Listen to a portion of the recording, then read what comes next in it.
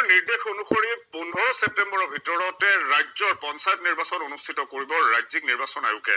শুকুৰবাৰে সংবাদ মাধ্যমৰ আগত এই কথা সদৰি কৰে ৰাজ্যিক নিৰ্বাচন আয়ুক্ত হৰেন্দ্ৰ নাথ বৰাই। এইবেলি পঞ্চায়ত নিৰ্বাচনত প্ৰাৰ্থীসকলৰ বাবে নিৰ্দিষ্ট কৰা হৈছে কেতবোৰ নতুন নীতি নিয়ম।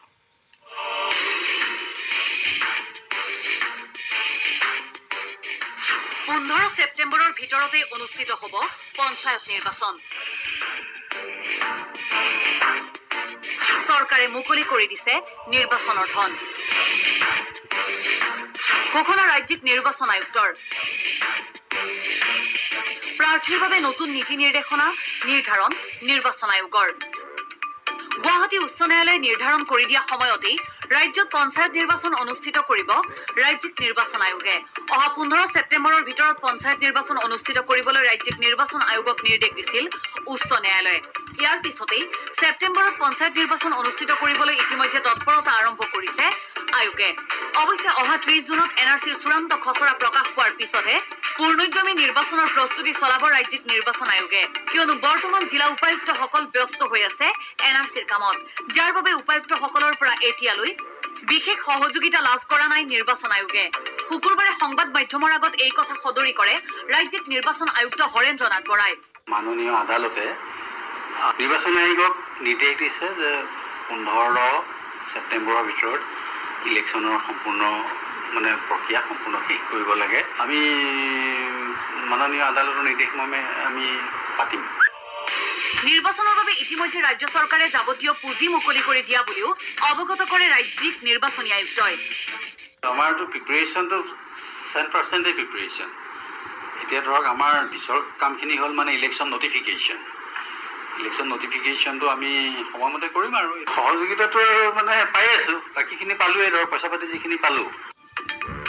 আনহাতে আগন্তুক পঞ্চায়ত নিৰ্বাচনত প্ৰতিদ্বন্দ্বিতা কৰিবলৈ বিচৰা প্ৰাৰ্থীসকলৰ বাবে কেতবোৰ নতুন নীতি নিৰ্দেশনা নিৰ্ধাৰণ কৰিছে চৰকাৰ তথা ৰাজ্যিক নিৰ্বাচন আয়োগে।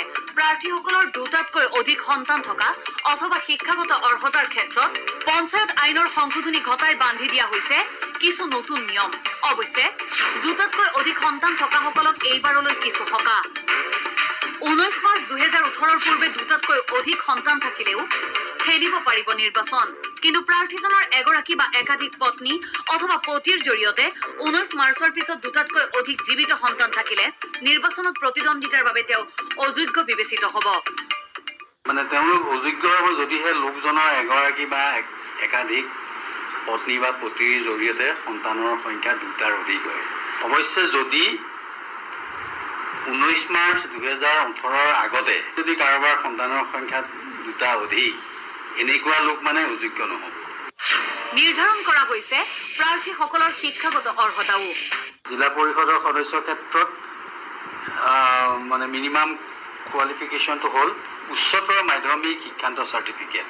অনুসূচিত জাতি জনজাতি অন্যান্য পিছপৰা শ্ৰেণী আৰু ততোধিক অন্যান্য পিছপৰা শ্ৰেণীৰ কাৰণে এই মিনিমাম যিটো কোৱালিফিকেশ্যন সেইটো হ'ব HSLC। গাঁও পঞ্চায়তৰ সভাপতি আৰু আঞ্চলিক পঞ্চায়তৰ সদস্যৰ কাৰণে তেওঁলোকৰ মিনিমাম কোৱালিফিকেশ্যন হ'ব লাগে HSLC পাছ। অনুসূচিত জাতি জনজাতি অন্যান্য পিছপৰা শ্ৰেণী ততোধিক অন্যান্য পিছপৰা শ্ৰেণীৰ কাৰণে এই শিক্ষাগত অৰ্হতা হ'ব 8ম শ্ৰেণীলৈকে পঢ়া।